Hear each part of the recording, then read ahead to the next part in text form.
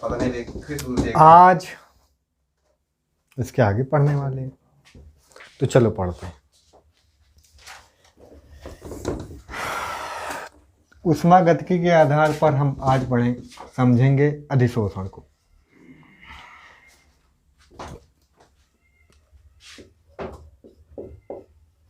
ऊष्मागतिकी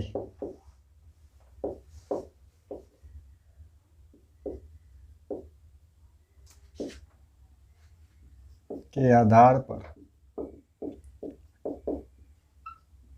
अधिशोषण।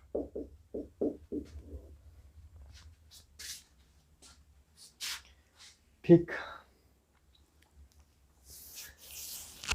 तो आज हम इसी पर बात करेंगे पूरा। वीडियो बहुत बड़ा बना नहीं सकता मैं, तो कल हम इसके अधिशोषण के टाइप देखेंगे, तो कल तक अभी अधिशोषण ही चलने वाला है। उसके बाद फिर आगे की चीज़ें देखेंगे। ठीक, ग्राफ भी हैं, उनकी भी बात करेंगे। ठीक है, ग्राफ भी 1-2 वीडियो लग जाएंगे, तब ये वाला कॉन्सेप्ट ख़त्म होगा, तब आगे बढ़ेंगे। तब उसके बाद कोलाइड वगैरह पे आएंगे। कैटालिस्ट भी है, कैटालिस्ट पहले ख़त्म कर लेंगे तो कोलाइड पे आएंगे। कैटालिस्ट भी 1-2 दिन लग जाएगा, तो लगेगा जैसा भी लगे, पर हम सब पढ़ेंगे।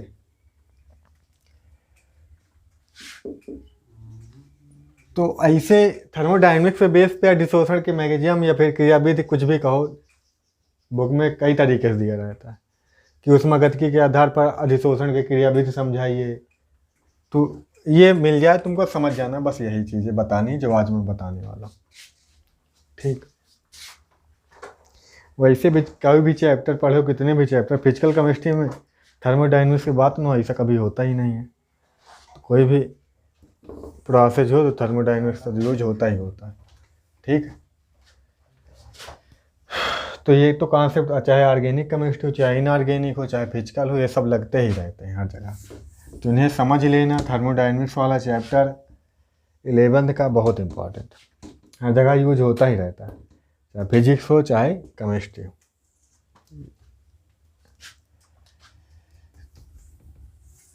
तो क्या होता है ये पढ़े हो तुम, हम भी पढ़ाए हैं, पहले चैप्टर में भी यूज हुआ है ये चीज़।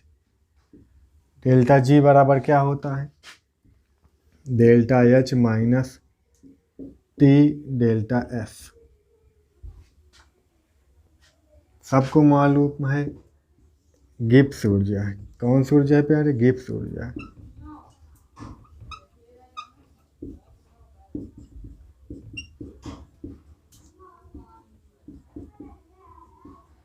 ये क्या है? एंथैल्पी।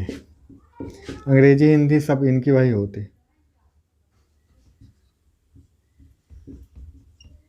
ये क्या है? ताप है, टेम्परेचर बोलते हैं। ये क्या है? एंट्रोपी है।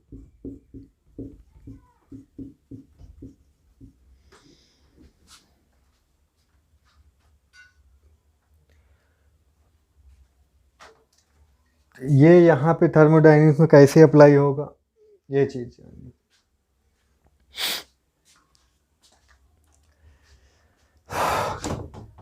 कोई अधिशोषक होता है, उस पर अधिशोष आता है और उससे अटैच हो जाता है, यही प्रोसेस क्या कहलाती है? एडजॉर्प्शन। ये क्या हो गया? एडजॉर्प्शन। जो चीज आके चिपकती है उन्हें क्या कहते हैं? अधिशोष। जिस पर चिपकती है उन्हें, उसे क्या कहते हैं? अधिशोषक। ये बातें कल बताई थी। ठीक है, तो अब यहाँ पे अधिशोष को क्या हम लेके आए हैं? अपने आप आया है या हम लेके आए हैं? ये स्वतः प्रक्रम है या असतः है? खुद होने वाला प्रोसेस है या खुद से नहीं होता? तो एडजॉर्प्शन खुद से होने वाला प्रोसेस है। ध्यान दो, यहाँ पे जैसे धूल मिट्टी कण आके इससे बैठ रहे हैं, चिपक रहे हैं, ठीक है। कोई चीज़ होती है तो धूल मिट्टी कण भी आते हैं, उस पर आके बैठ जाते हैं, तो क्या हुआ? अब उसके अंदर प्रवेश तो कर इंटर तो कर नहीं जाते, वो सरफेस पर ही चिपकते हैं, तो वो भी एक तरह का एडजॉर्सन है ना। गाड़ी खड़ी कर दो, जूते रख दो कहीं पर, धूल मिट्टी चढ़ जाते उन पर, तो क्या हो गया, एडजॉर्सन हो गया। तो वहाँ पे का हम करवाने आते हैं उसको, अपने आप हो जाते हैं। तो एक तो ज़्यादातर ये क्या होता है, स्वतः होता है, ठीक है, स्वतः होता है। स्वतः के लिए क्या होना चाहिए, गिब्स एनर्जी का मान क्या होता है, इसका मान क्या होता है, जो चीज़ स्वतः होती है, एक चीज़ याद रखें, जो चीज़ स्वतः होती है उसमें एनर्जी क्या होती है, रिलीज होती है। एनर्जी क्या होती है, रिलीज होती है। जो भी, जब हम इलेक्ट्रोकेमिस्ट्री पढ़ रहे थे वहाँ पे सेल भी पढ़े थे, कुछ प्रोसेस स्वतः हो रहा था एक सेल में करवाना पड़ रहा था, है ना, याद हो तो तुमको। एक में बैटरी लगा के एनर्जी देनी पड़ती थी, तब केमिकल प्रोसेस होती थी उसके अंदर। ए में केमिकल प्रोसेस हो जाती थी तो केमिकल जो एनर्जी जो निकलती थी टेम्परेचर रूम में, उसे इलेक्ट्रिकल एनर्जी में बदल लेते थे, है ना। इलेक्ट्रोलिटिक सेल एक होता था, एक गैल्वेनिक सेल होता था। वही काम यहाँ पर भी है। यहाँ पर ये काम क्या होता है, स्वतः होता है। स्वतः होता है मतलब क्या होता है, एनर्जी रिलीज होती है, ऊर्जा क्या होती है, विक्षेपित होती है। ऊर्जा विक्षेपित हुई थी तो कैसी प्रोसेस हुई, ऊष्मा क्षेपी हुई। कैसी हुई, ऊष्मा क्षेपी प्रोसेस हुई। ऊष्मा क्षेपी के लिए डेल्टा एच क्या होता है प्यारे, नेगेटिव होता है। ऊष्मा क्षेपी के लिए डेल्टा एच क्या होता है, नेगेटिव होता है। ये बातें बहुत बार बताई जा सकती, ठीक। ऊष्मा क्षेपी क्यों है, क्योंकि यहाँ पे अट्रैक्शन द्वारा ऐसा होता है ना, मोस्टली अट्रैक्शन द्वारा ये होता है। क्या होता है, अनस्टेबल होता है, कल ये बातें बताई थी मैंने। अनस्टेबल होता है अधिशोषक जो होता है, अनस्टेबल है तो एनर्जी हाई होती है, जब अधिशोष से आके चिप उस पर लग जाता है तो क्या होता है, स्टेबल हो जाता है, एनर्जी लूज कर देता है। जैसे एनर्जी निकालता है तो ऊष्मा क्षेपी बोल देंगे। इंटा उसकी एंथैल्पी में क्या आएगी, कमी आएगी, इसलिए माइनस में चला जाता है। आ गई बात समझ में, माइनस में होता है। अब यहाँ पे एंट्रॉपी क्या होती है, एंट्रॉपी क्या होगी, डेल्टा एस क्या है, एंट्रॉपी है। तो एंट्रॉपी क्या होगी, एंट्रॉपी है क्या, पहले तो ये जान लो। तो रैंडमनेस बोलते हैं ना, कितना ज़्यादा बिखराव है, एक तरह से बिखराव कह सकते हैं हिंदी में ना, फैलना या भी फैलाव कह सकते हैं। कोई भी मालिक्यूल है बहुत दूर दूर है,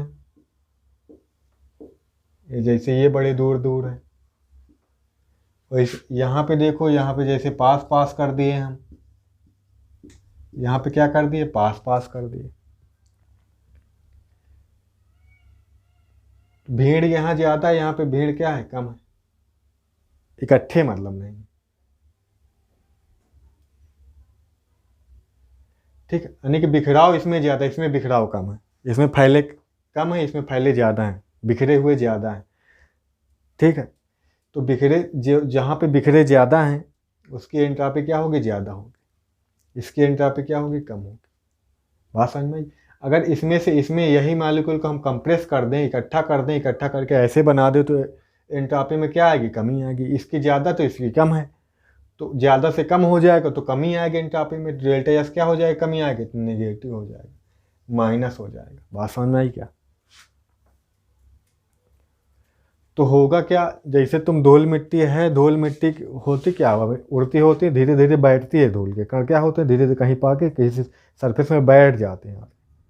तो पहले तो बिखरे हुए रूम में है, जैसे यहाँ पे भी बहुत सारे धूल मिट्टी कण होंगे, बहुत सारे होंगे, आंखों में जा रहे हैं, मुंह में जा रहे हैं, नाक द्वारा जा रहे हैं, तो अब धीरे धीरे बैठ रहे हैं। वो मुंह खोले रहेंगे तो वहाँ पे बैठ जाएंगे, या फिर बहुत सारे बैक्टीरिया होंगे वो भी इकट्ठे हो जाएंगे। तो बिखरे हुए थे, बिखरे होकर इकट्ठे हो जाएंगे, इकट्ठे हो जाएंगे, एंट्रॉपी में क्या आएगी, कमी आएगी। तो अधिशोषण में भी वही होता है। अधिशोषण में क्या होता है, अधिशोषण में क्या, मान लो ये कोई चीज है, इस पर कुछ आके बैठ गया, गैस ही थी, मान लो गैस बहुत सारी थी, फैली हुई थी, आके बैठ गई, इसे चिपक गई, पहले फैली थी, अब इकट्ठी हो गई। तो फैलने से इकट्ठा हो जाए तो क्या होगा, एंट्रॉपी क्या होगी, घटेगी। एंट्रॉपी घटी तो मतलब क्या होगा, ऋणात्मक, माइनस में चली गई एंट्रॉपी। तो इसमें एडजॉर्प्शन में क्या होती है एंट्रॉपी, डेल्टा एस क्या होता है प्यारे, निगेटिव होता है। बात समझ में आई क्या? ठीक है, अब भूलना मत, जैसे कि अगर हम गैस से लिक्विड में जाएंगे तो डेल्टा एस क्या होगा प्यारी बताओ। वो अगर लिक्विड से गैस में जाएंगे तो डेल्टा एस क्या होगा प्यारी बताओ। अगर हम सॉलिड से लिक्विड में जाएंगे तो डेल्टा एस क्या होगा बताओ। अगर हम लिक्विड से सॉलिड में जाएंगे तो डेल्टा एस क्या होगा बताओ। तो देख लो कहाँ पे का मॉलिक्यूल क्या है,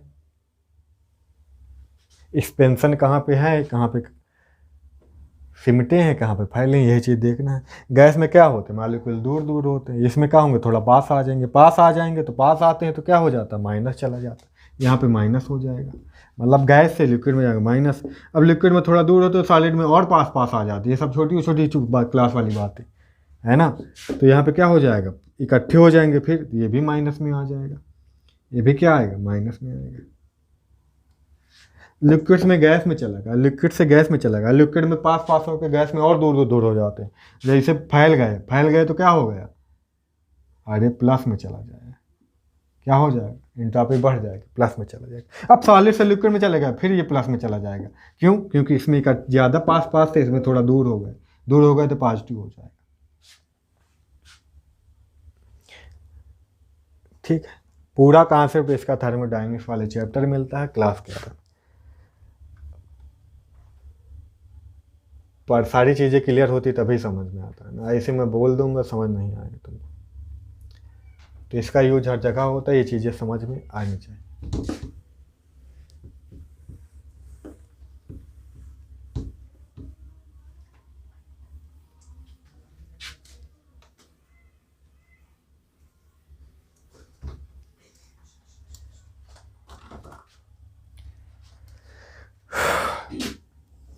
तो हमें क्या पता चला, अधिशोषण के लिए क्या होगा,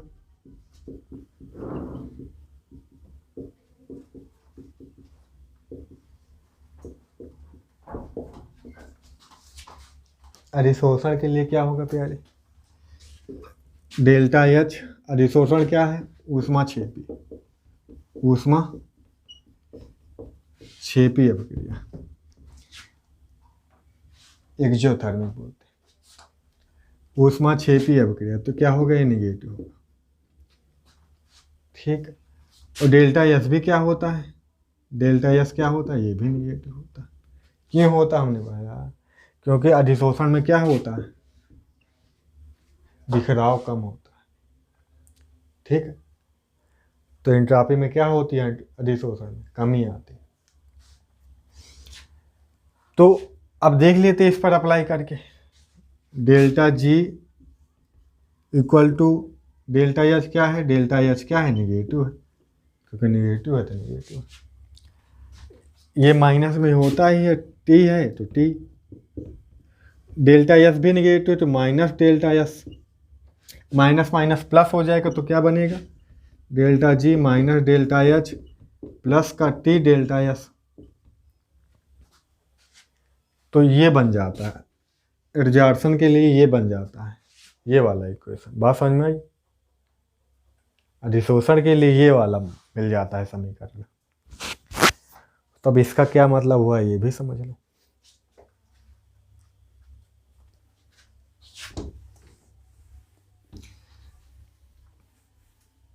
अधिशोषण में भी हमने बताया इक्विलिब्रियम स्टेब्लिश होता है, अधिशोषण स्थापित हो जाता है, साम्यावस्था पर स्थापित हो जाता है। साम्यावस्था किस पर, अधिशोषण पर।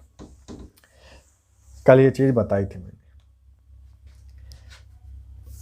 अगर minus delta H equal to किसकी वैल्यू आ जाए, टी डेल्टा एस। तो ये पॉजिटिव वाला मान लो प्लस का 5 आ रहा डेल्टा एस, माइनस का 5 आएगा, माइनस का 5 आ रहा है, प्लस इसकी वैल्यू आ रही है प्लस का 5, ये क्या हो जाएगा, जीरो हो जाएगा। तो यहाँ पे क्या आ जाएगा, डेल्टा जी फिर क्या हो जाएगा, तो जीरो हो जाएगा। डेल्टा जी जीरो कब होता है, जब इक्विलिब्रियम पे होता है। साम्यावस्था पर डेल्टा जी क्या होता है, जीरो होता है। अगर हमको किस पर लाना है, इक्विलिब्रियम पे लाना है एब्जॉर्प्शन को, अधिशोषण इक्विलिब्रियम पे कब होगा, जब डेल्टा जी जीरो होगा। ये कब होगा, साम्यावस्था पर।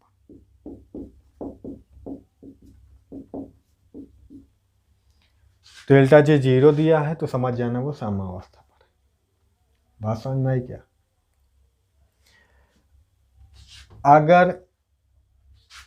अगर स्वतः होता है तो डेल्टा जी क्या होता है, कोई चीज़ स्वतः होगी तो उसकी एनर्जी लॉस होगी, उसकी एनर्जी में क्या होगी, लॉस होगी। तो डेल्टा जी क्या आ जाएगा, माइनस में। तो डेल्टा जी निगेटिव चला जाए तो माइनस में होता है। डेल्टा जी निगेटिव होगा तो मतलब स्वतः हो रहा है, स्पॉन्टेनियस है वो चीज़, अपने आप होने वाली, स्वतः होने वाला परिक्रमा है। बात समझ में आई क्या। कब माइनस में होगा, जब इसका मान काफ़ी ज़्यादा हो, यानी कि माइनस डेल्टा एच का वैल्यू क्या हो, ज़्यादा हो, बड़ी हो, किससे, टी डेल्टा एस से।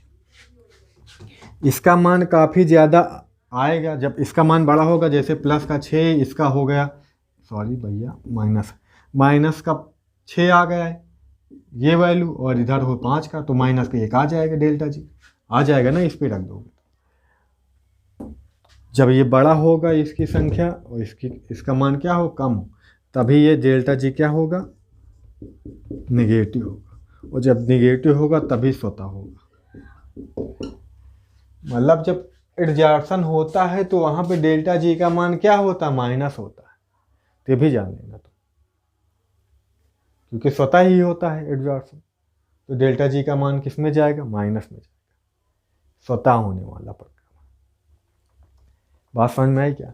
अब असतः तो इसमें कोई वैसा तो होता नहीं है ना, वैसा तो कुछ इसमें होता नहीं।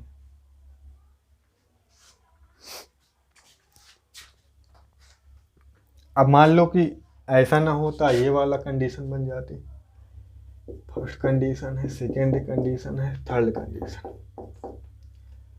जब माइनस डेल्टा एच कम होता है इससे, टी डेल्टा एस से, तब डेल्टा जी क्या आ जाता, पॉजिटिव आ जाता। तो ये पॉजिटिव कब आता है, जब बाहर से एनर्जी देनी पड़ती। जब इसकी वैल्यू ज़्यादा हो, इसकी वैल्यू कब ज़्यादा होगी, जब ये क्या हो, बड़ा मान होगा एंट्रोपी का। एंट्रोपी का मान तो यहाँ पे घटता ही घटता है। बात समझ में। तो ऐसा होता नहीं है, ऐसा इसमें है तो नहीं, असतः परिक्रम तो होता ही नहीं एडजॉर्प्शन। ये कब होता है, असतः परिक्रम के लिए, नॉन स्पॉन्टेनियस के लिए, असतः परिक्रम। पर ऐसा इसमें होता नहीं, ये केस इसमें अप्लाई नहीं होता। यही दोनों केस बनते हैं, साम्यावस्था वाली बनती है। साम्यावस्था क्यों, कैसे बन जाती है, हमने बताया था आपको। जैसे कि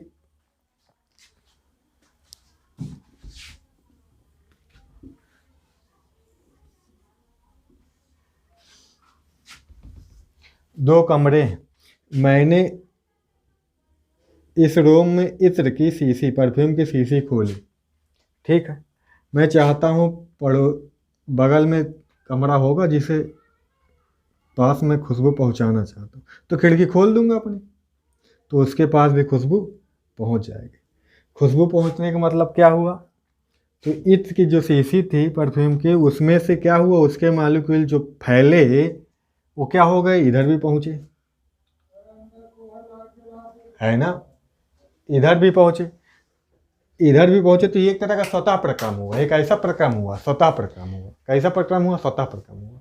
अब मैं चाहूँ इधर जो मॉलिक्यूल पहुँचे वो इधर आ जाए, तो खिड़की तो मैंने खोल दिया, खिड़की खोलने को मतलब एक बार मैंने शुरू कर दिया तो अपने आप हो रहा है, इधर से उधर जाएंगे। ऐसा नहीं कि इधर सारे के सारे इधर हमेशा चले जाएंगे सबके साथ।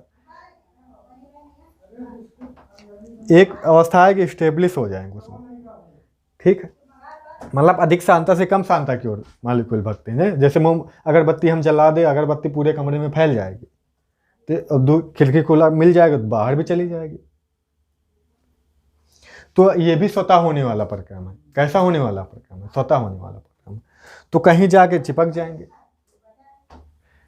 बात समझ में आ रहा है? तो ऐसा ही होता है। तो ऐसा नहीं कि बैग में लेके नहीं आ सकते ना। हम सोचे कि जो परफ्यूम के मॉलिक्यूल गए हैं उनको आ जाए, फिर पकड़ के लाएंगे तो उसमें एनर्जी देनी पड़ेगी, एनर्जी खर्च होगी हमारी, है ना। उसमें एनर्जी क्या होगी? हमारी खर्च होगी, उसमें एनर्जी देनी पड़ेगी। एनर्जी इसमें स्वतः होती है। बात समझ में लेगा?